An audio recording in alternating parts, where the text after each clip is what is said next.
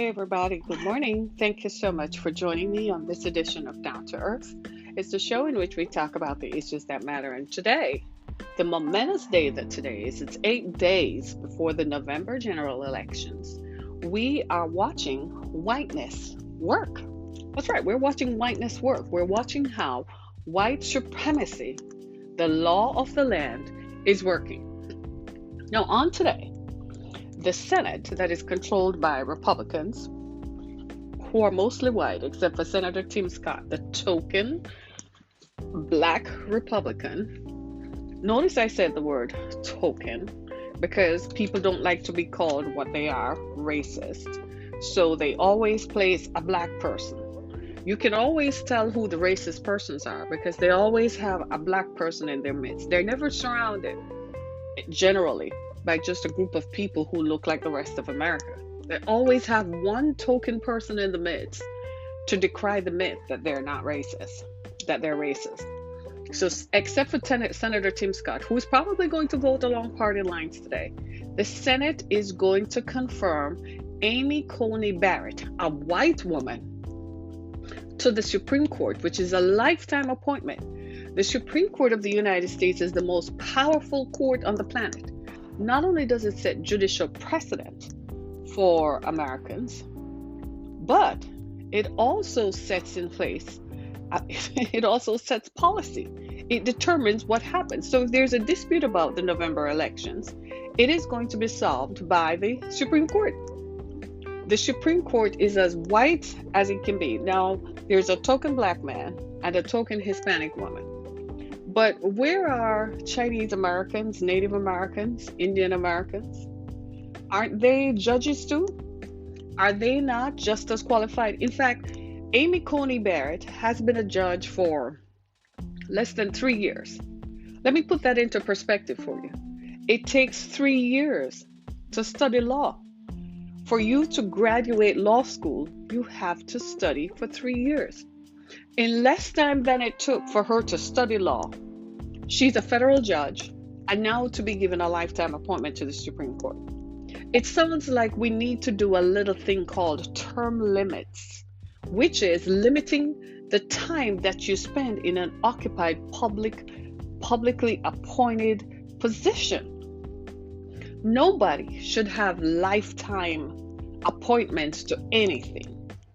We need to start having term limits on senators, term limits on the U.S. House of Representatives, term limits on federal judges, term limits on Supreme Court judges.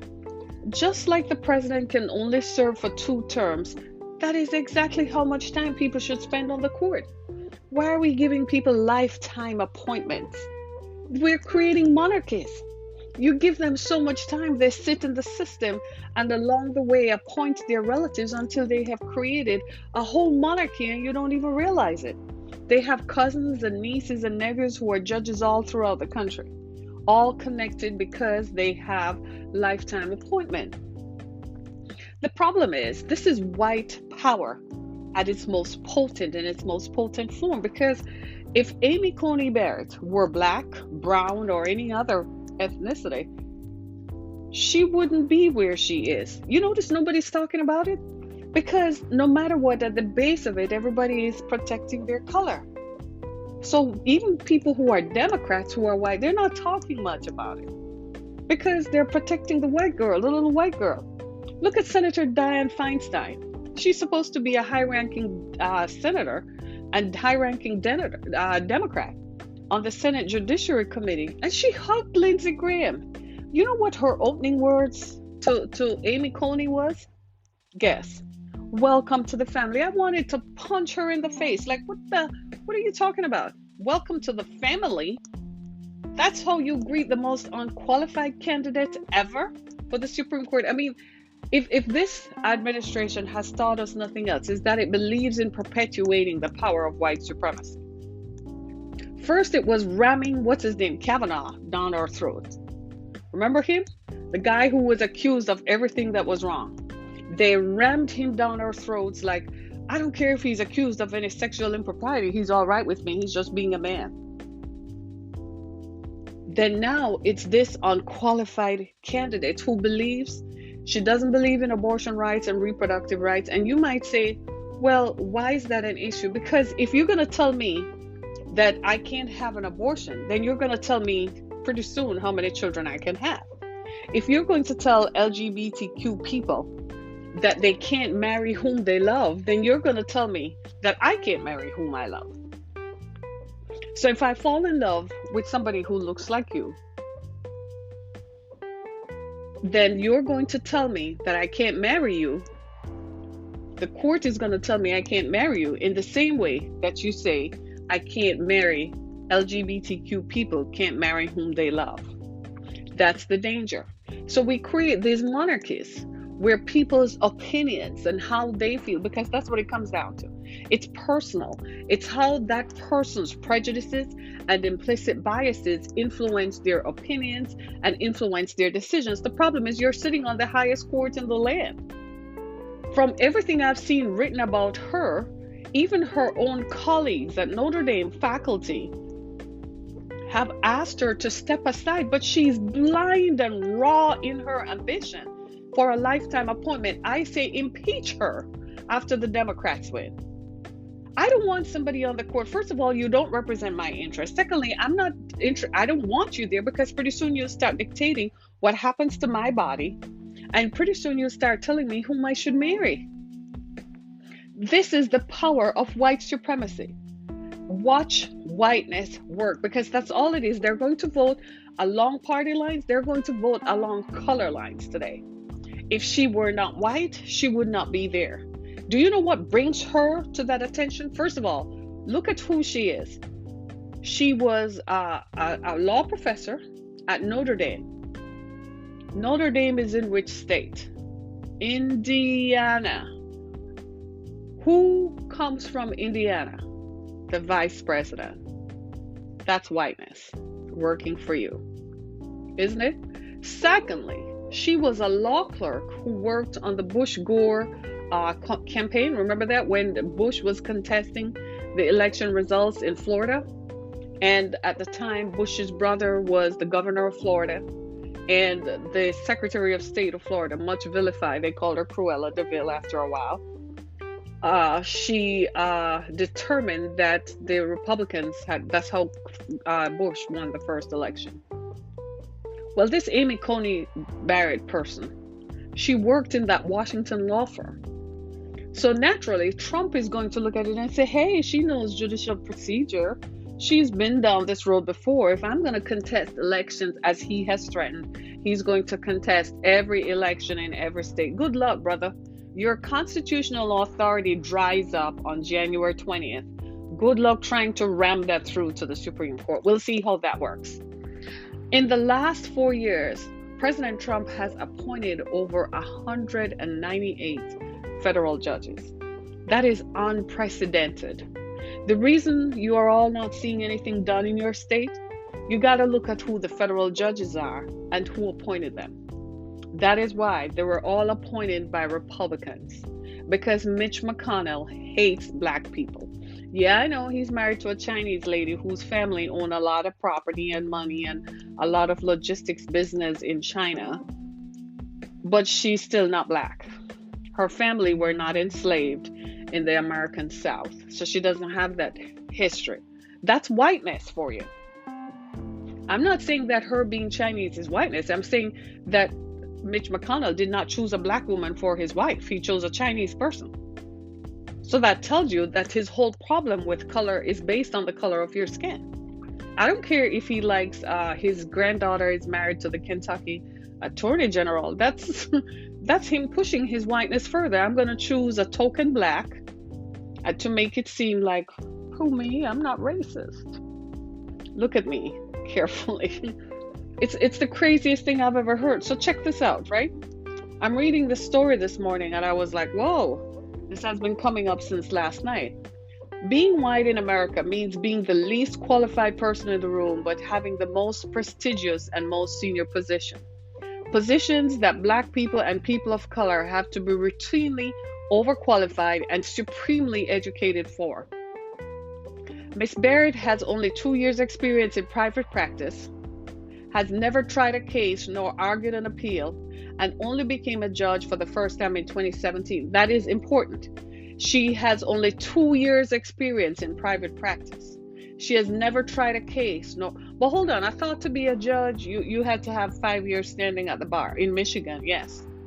A black woman or a woman of color in Miss Barrett's position would have had to have twice the qualifications just to secure a position of senior partner at a large law firm. Aside from the implications of what a majority conservative Supreme Court means for working class and black people in America, what else does her astronomical rise to the most powerful court on the planet mean for advancing the goals and agenda of white supremacy? I couldn't have said it better. Just think about it. Everybody who is a black person and a person of color know that for you to be chosen in any position, in any field in America, whether it's in corporate, even in a small time business, even in a business with less than 10 employees that makes less than $100,000 a year, in any sphere, for you to be chosen to be in a position of leadership, you have to be the most qualified. You have to be supremely educated. Is it any wonder? Michelle Obama was the first lady of the United States. Michelle Obama was educated first at Princeton as undergraduate, a complete that perhaps is not even available to most, even most white Americans. She's a Harvard Law School graduate. Melania Trump just danced on a stage, and now she's first lady. And nobody says anything because she's the white girl, so nobody picks on her and says, what qualifications do you bring to the position of first lady? What your focus will be? Most first ladies have a platform. What will yours be? What are your concerns? She doesn't care. She says, what do I care for? She used the F word. What do I give up about children in cages? That's the power of whiteness. Donald Trump is the least most qualified candidate for president, but you all jumped behind him because he's white. And let's face it, at the end of the day, you're threatened by Joe Biden because Joe Biden is going to do what? Level the playing field despite the fact that he's white. So even in all his whiteness, he probably is the most able to look at the field and say, well, let's level it a little bit out of compassion and empathy. But you all look at Donald Trump as your savior, your white savior, because he has come to save your whiteness, because you're so focused on color. Now, if let's say Trump in another world and in another planet or universe had chosen a black woman, she would have been ripped apart by the media. What qualities does she possess? Let's examine her record. She would have been ripped apart by the media.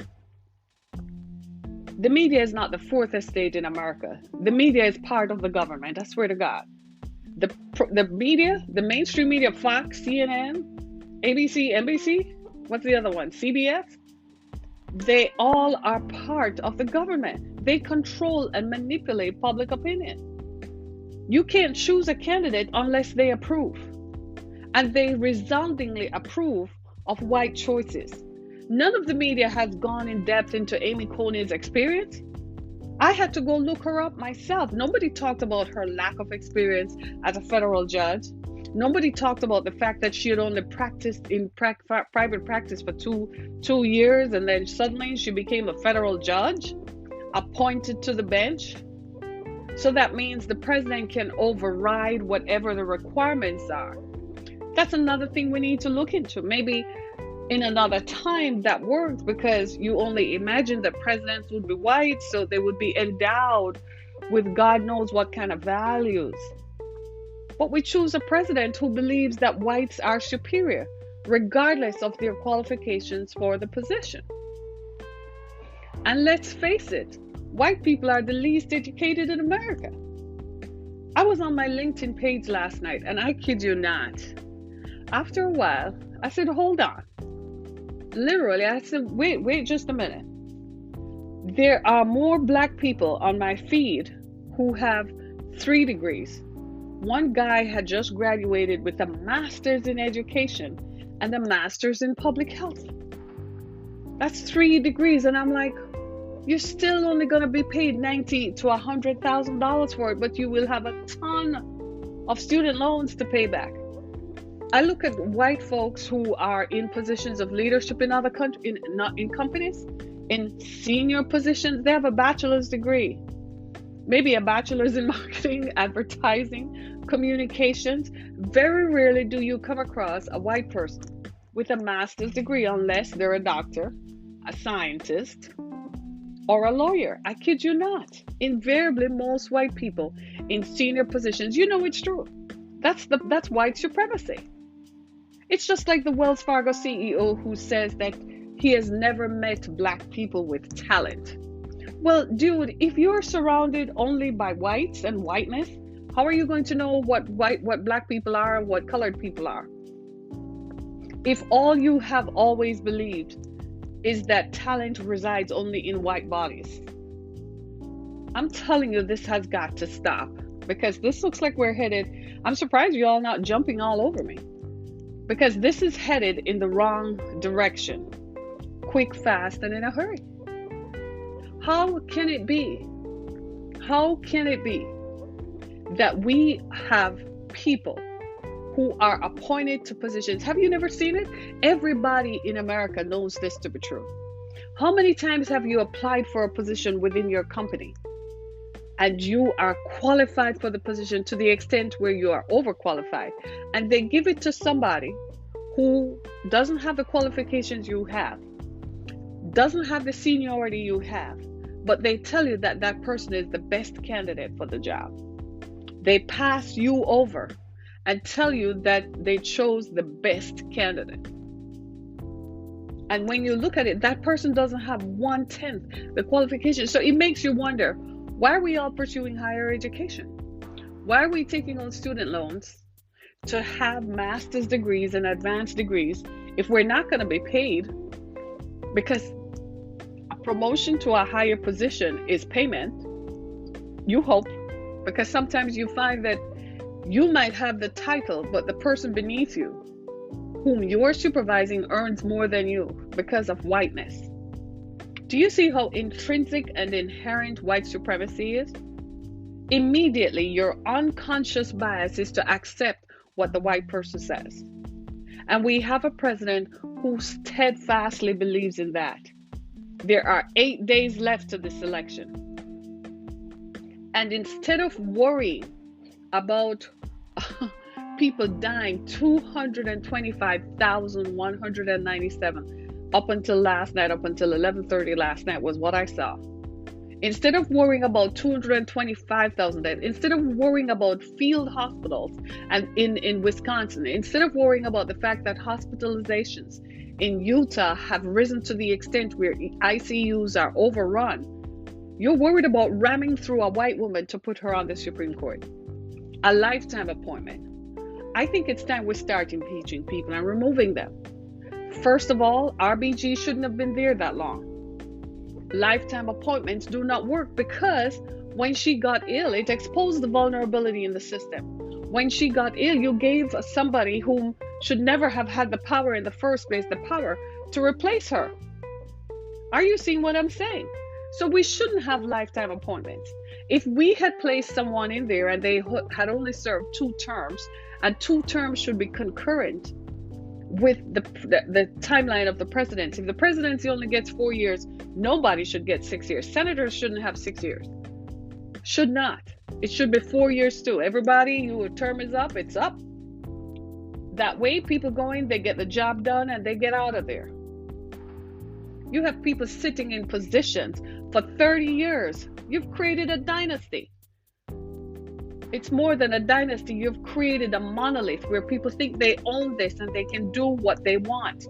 Mitch McConnell has been a senator for 35 years, and he won't pass a stimulus bill to keep Americans off the streets, to keep Americans in their homes so people can pay their bills and feed their families. The same people who pay taxes and paid taxes into the system to pay him. He can't pass a stimulus bill, but he's interested in putting a white woman on the Supreme Court.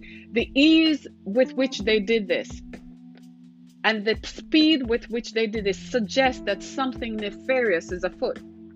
I don't believe that it's just Obamacare that they're interested in repealing. I don't believe that. They must have a bigger agenda that they think that if they can do it, then it's going to be harder for the next group of people coming in to undo.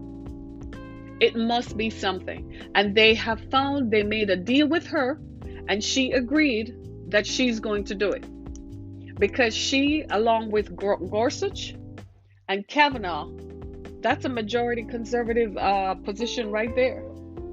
Who is going to do anything? John Roberts, whom they keep beating up every time he goes jogging, he falls. Yeah. RBG's dead. Sotomayor is on the outskirts. And of course, Clarence Thomas, the token black, is no black at all. He makes sure he sides with white people because he's terrified. He has internalized self-hatred. He hates the color of his own skin, probably wants to disappear and can't do anything about it. But that's what white supremacy does to people. They don't even realize that siding with their oppressor is also what also makes them hate themselves, because you're looking at yourself through the eyes of the oppressor. It's just like being in love with someone who is bad for you, isn't it? Yeah. So you meet somebody and you're in love with them, but they're bad for you. So you start hating yourself because of their rejection of you. So you start picking on yourself and you say, well, if I change this about me, he will like me. If I change my hair color, if I change my hairstyle, if I change the way I look, he will like me. That's internalized self-hatred. You hate yourself in the way you are because that's how someone else's rejection of you is projected onto you. Well, that's what people like Clarence Thomas are. They have internalized self-hatred. So they're looking at themselves through the lens of how a white person sees them, and they don't like that. So they reject everybody who looks like them. I know it sounds crazy, but that's what white supremacy does. And imagine doing this over time. This has been going on forever. This didn't just start. This started from the first black enslaved people were brought to this part of the world. That's when it started, and it hasn't stopped. Now, I know they're going to confirm her. They only need 51 votes, and I don't know if Suzanne Collins is brave enough to break ranks with the Republicans. No. Mitt Romney is not brave enough to break ranks with the Republicans. No. Because in the end, they want the Republican Party to back them if they have a problem. So they're not going to. They're going to vote and confirm her because, again, it's whiteness. Whiteness is on the line. Whiteness is what they're defending, the power of whiteness. This is why we have to do term limits and get people out of there. This is why we have to change how this country works. It can't continue to work in the frame that it is working because it is not beneficial to the rest of us. Why should I, as a woman, have to sit back and watch you appoint a white woman who, from her words, don't believe that somebody using the N word in a workspace is wrong. She also doesn't believe, she believes that slavery, talking about black people having no rights, she believes contextually that was from the beginning. So the way the law was written hundreds of years ago, that still applies to today. That's what she believes. I don't know if by the end of the day, this woman is going to be appointed because they're all going to vote for her. It's a done deal. At the end of the day, they're all white and are going to defend whiteness. Now, I know that some politicians can't say that because they have to try to be politically correct, because they have to want votes and engender votes from everybody else. But I'm going to say what you want to say. And I'm saying it in my skin, standing here, in my skin and in my perspective as a human being, that this is what it looks like for me. This is why I don't know that I could ever enter politics, because I call it like it is. I don't know that I can sugarcoat my words to make someone feel less offended, because you ought to feel offended. You ought to feel jerked up. You're crazy and out of your cotton picking mind to think that what worked 500 years ago still should work today, that the enslavement of people should still happen because you got it in your head and your ancestors told you that the color of your skin made you better than someone else. That was wrong and stupid then. It is even more stupid today. So you continue to engender policies and create policies and enforce policies and legislation that continue to keep people wrapped up and bound to a system of white supremacy and white power, and say that people are lazy, and say that people don't want to do stuff. You took those opportunities away from them. Do you see what I'm saying? And so now we find ourselves in a place where we have to ask ourselves the question, what gives? Well, they're going to appoint her. And that's done. The only thing that the other people can do if they get in, 8 days, the only thing they can do is impeach her or pack the damn court so that it becomes more representative. So she's outrun because she loves the position. She loves the power. She got over even her own people whom she taught, even her own colleagues begged her not to do it. She's not concerned about that. Whatever they promised her, whatever they told her that they're going to do, she agreed to doing it. So whatever, because here's what's going to happen. The truth of the matter. Let's just be clear.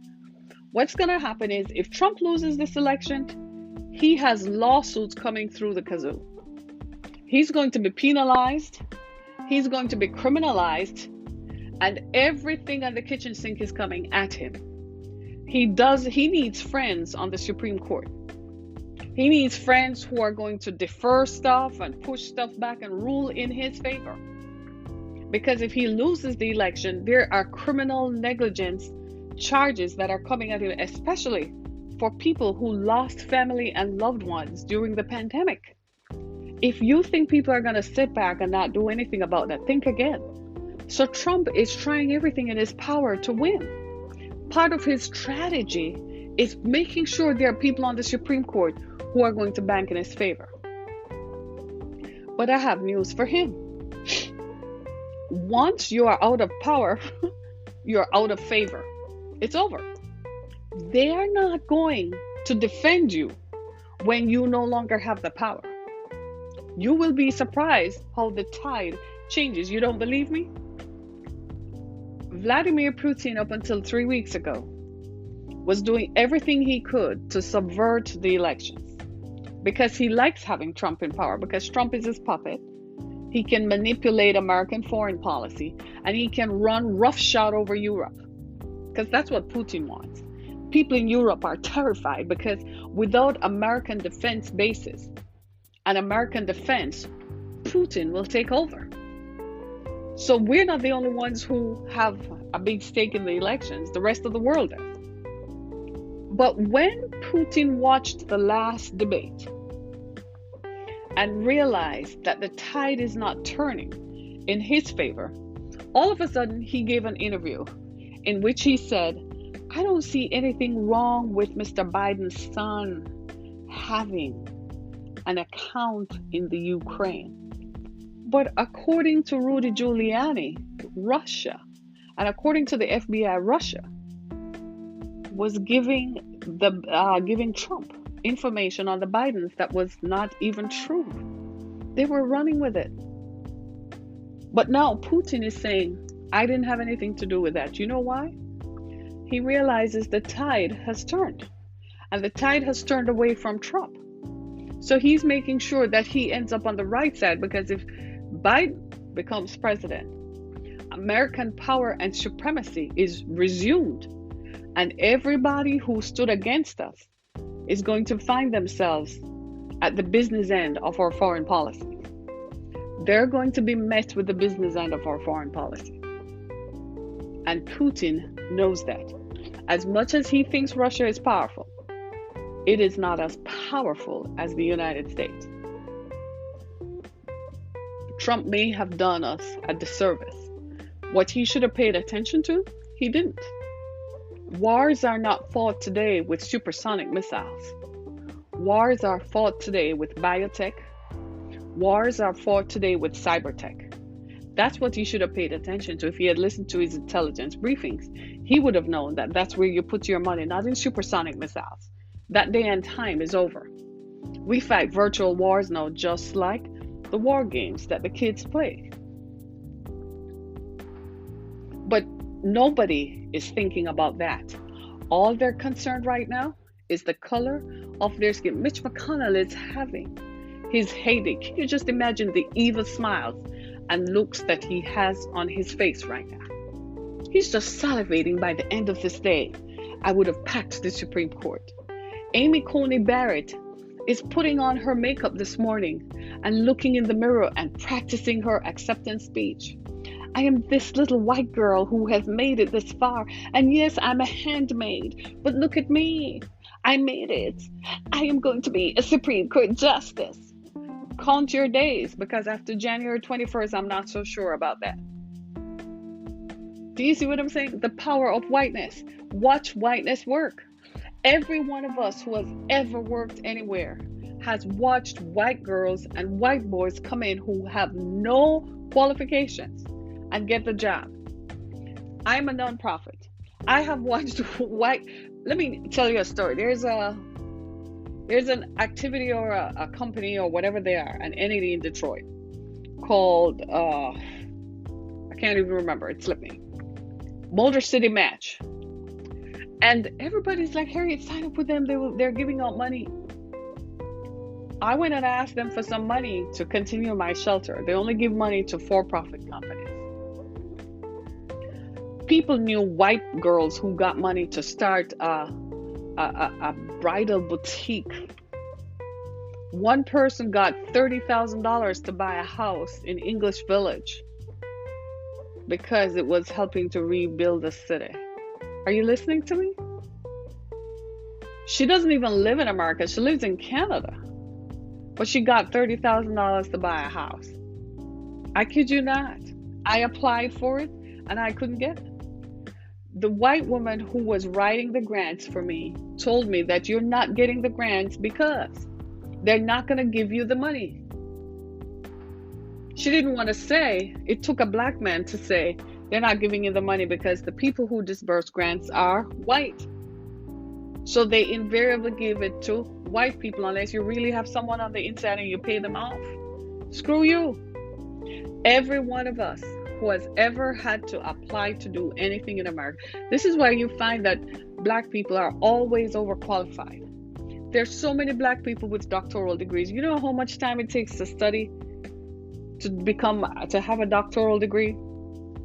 Do you know how expensive that is? And at the end of the day, when you retire, you still don't retire in a position commensurate with your field of study or how much you should have earned. You retire with debt and saddled with debt. I kid you not. It's not a rosy picture for people of color. But a white person has a bachelor's degree and they're running Chase Bank. A white girl is running Wells Fargo Bank. She's running a stock market company worth over $600 million. It's just like we've been talking about the stock market. That's watch whiteness work. You hear the president talk about the stock market is glorious. I had to really sit back and I said, how come the stock market is doing well and 16 million people are out of work? How come the stock market is doing well and people can't find work? That's not representative of what is really going on. But a small group of people invest in the stock market and they're mostly white. They're not 90% black. There are a few black people who have a little portfolio, but that's not the majority. They're white. So the stock market is for watch whiteness work. Do you see what I'm saying? The stock market is for people who are white. Do we need to go further? Look in academia. Most adjunct professors throughout the country are people of color. White professors are tenured, mostly tenured. That means they get a lifetime appointment to being a professor at this university. They get benefits. They get a salary. Most adjunct professors are people of color. So you have a master's degree, a doctoral degree, and you're bagging groceries down at the local Piggly Wiggly. I kid you not. Look at redlining. Redlining was designed to what? Alienate and obfuscate what black people from owning property or reap the benefits thereof of being homeowners and property owners, building equity, generating and creating wealth. They made sure that black people continually face high unemployment. Listen to Trump talk about he's done more for black people. No wonder Joe Biden had to say he sounds like Abraham Lincoln here. Why do you have to continually prove that you're not racist if you are not racist? This is watch whiteness work. I kid you not. You are a professor. You have a master's degree. And they're paying you as an adjunct professor $30,000. I was surprised. My daughter graduated law school. And when we did a study of what salaries are for law school graduates and for new lawyers all over the country. In some cases, in some places, people are starting out at $30,000 a year. Depends on who you talk to. My daughter graduated law school and had to go wait tables with her law degree. The white girl whom she went to law school with graduated law school before she even got her bar exam results, was being paid $55,000 a year with a $5,000 signing bonus. Say thank you, please. That's watch whiteness work. And white people intrinsically understand this. So they feel a little guilty, but they take advantage of their privilege, that the privilege of being white affords them and gives them. So eventually they recede into their part of the universe. And they stay over there and they vote for candidates up and down the ticket who support what they believe in. And so this ideology and this continuation of whiteness continues to perpetuate. But right now, it's no more glaring than right in front of us, appointing a Supreme Court justice 8 days before an election in the middle of a pandemic, who is threatening to remove what? A national health care plan for people who are sick. You know, yes, last night I was on LinkedIn and someone was posting how she had just completed her chemo treatment. The story rang a bell in me, touched me, because my mom died 3 years ago from cancer. And so I'm watching it. And you know what immediately came to mind? All the people who are sick, who are in treatment for cancer and other diseases, who are at risk for the coronavirus infection. And those people are going to be affected by the makings of a Supreme Court justice who is unqualified. Let me hear what somebody has to say. I'm very astute when it comes to the investment direction, and this year has produced the worst returns. Really? Well, you can't say that to Brother Trump, though.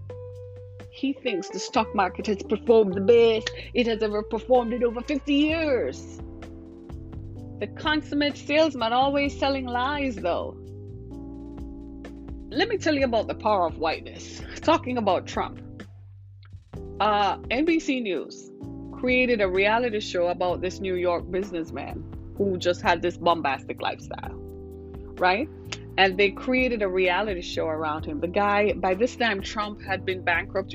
Do we all remember when his Atlantic City casinos tanked and he declared bankruptcy after his divorce from his second wife? Y'all remember that? Or the first wife, rather. So that she wouldn't get anything. But in truth, he was low on cash. He had no money. Okay. Well, NBC created this story around him and perpetuated this idea that he was a super successful businessman and a super success, so he became a billionaire. No, the truth of the matter was he wasn't, but the power of whiteness, perception. Oh, here comes Mr. Trump, the rich man. Let me give him $400 million. He says he wants to buy some properties. At the time, Trump didn't really own the properties. He just kind of put his name on it through licensing deals.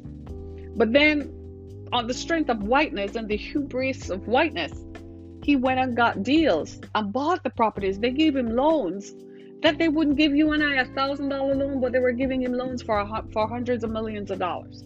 That's whiteness. So then he comes to the public and he says, I'm the Washington outsider. No, he was never a Washington outsider, because he was running in those circles most of his life.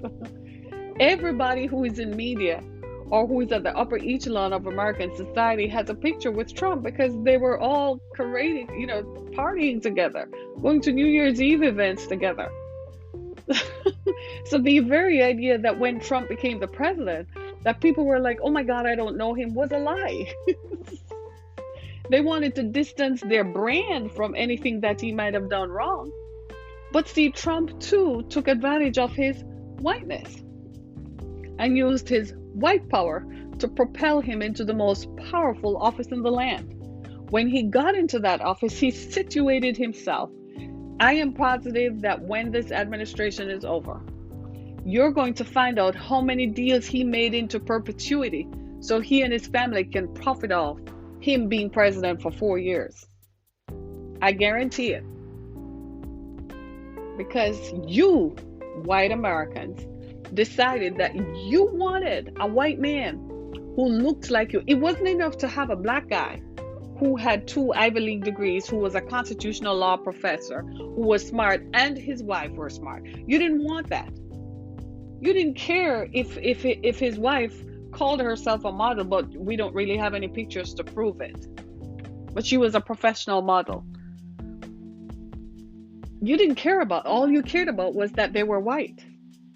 Just like you're ramming through a Supreme Court candidate right now, who on the strength of her whiteness, she's as unqualified as they come. She's been in private practice for 2 years.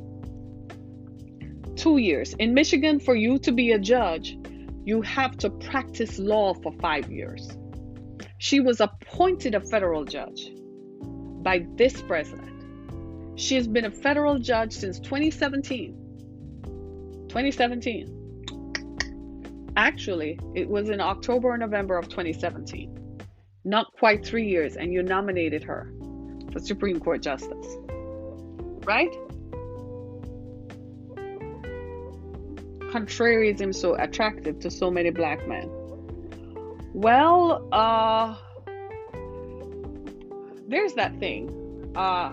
Stockholm syndrome, that's one. It's that internalized self-hatred where you don't like how you are presented and seen by white people whom you want to impress. So you look at somebody and you say, oh, I want to impress him. But I am not like that, what they say about black men. I'm not that kind of black man. So you side with the oppressor. Even though the oppressor has derogatory views, you side with him because you want to impress him that you are not that black man. Look at 50 Cent. That's a guy who hates black women, right? 50 Cent says he doesn't date black women. I think he owes child support. He filed for bankruptcy. He is as defunct as they come. But he sides with Donald Trump. Same thing with Coney. That's internalized self-hatred. That's you looking at yourself and saying, I don't like the way that I'm perceived and shown. It's not just contrarianism. It's a deliberate action on their part to say, I'm not going to go with the prevailing flow. A lot of it too is also they've wrongly categorized Joe Biden, who didn't really defend himself. Joe Biden, in the creation of the Crimes Act of the Crime Bill of 1994, the Crime Bill of 1994 was not created just by Joe Biden. Y'all know that by now. That crime bill was also created with black pastors and a lot of black community leaders because crack was running rampant through the black community. Joe Biden helped to author that. It wasn't just him. A lot of the language was prepared by black pastors and black community leaders. Go back and read the whole thing. Yet, black men are saying, and he's not responsible for the term super predators. That was Hillary. Let's just put Hillary out there, right? So I get that you may not have liked it, but if you were committing crime for the love of God, then you're not doing anything to uplift yourself. And I'm certainly not going to support anybody who is going to talk about, well, you put a lot of black men in jail if you were a criminal. They caught you hands down committing a crime. You see what I'm saying? That is what it is. So they are choosing a side because they're saying, I'm not Ice Cube and 50 Cent. They're saying, I'm not that black. And the rest of them who follow them, I'm not that black. I'm not that black man. I'm not that image of that black man, of black men that they present. So I'm not going to be a part of that. That's what that is. Contrariism. Again, what they're siding with is they are enforcing the idea that white is right. They're enforcing the idea of white supremacy. They're enforcing the idea of white power.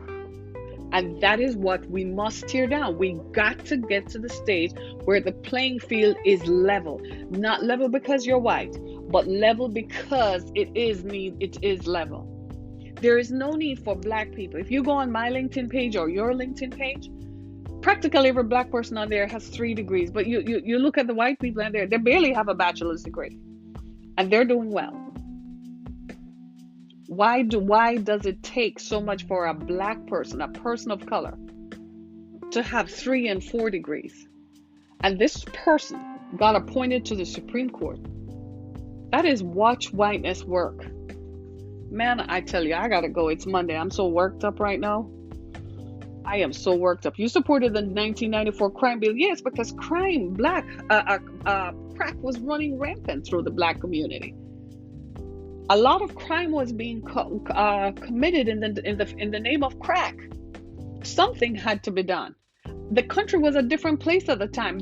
Crime was everywhere in every city. Maybe what has happened now is we've gotten used to it. I don't believe that crime went away by no stretch of the imagination. Homicide, I don't care what they say. People are still getting murdered. People are still getting robbed. Women are still getting raped. So crime hasn't gone away. But in 1994, maybe we felt that we needed to control it before it got out of hand. Out of that 1994 crime bill also came the Violence Against Women's Act. So they were trying to balance the stakes based on the information that they had. And Hillary was wrong. I'm not a supporter of Hillary. Hillary was wrong to have called people super predators. Her husband was a super predator in the White House, for the love of God. Wasn't he busy super spreading? So I don't know where she came up with that idea. And that is why we lost the 2016 election, because of Hillary, because the white establishment wanted what? They wanted a white woman to be president, the least qualified candidate. She wasn't the qualified candidate in 2016. There were other people who were more qualified, but the white establishment did not choose it because Hillary was not winnable in no place.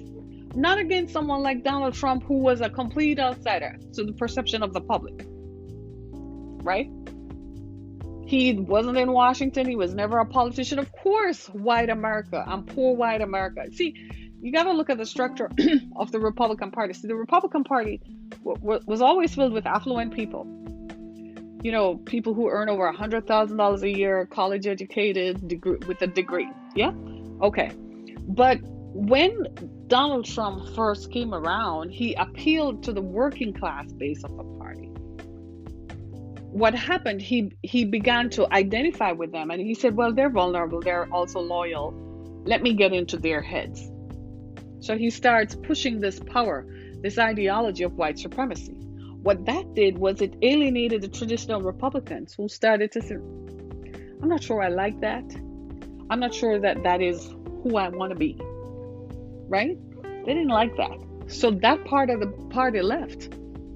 And now what you have is what is left. It's the remains of the day. So they're glorifying. Have you seen the news reports? They're glorifying in this whole idea that, you're appointing another person to the Supreme Court.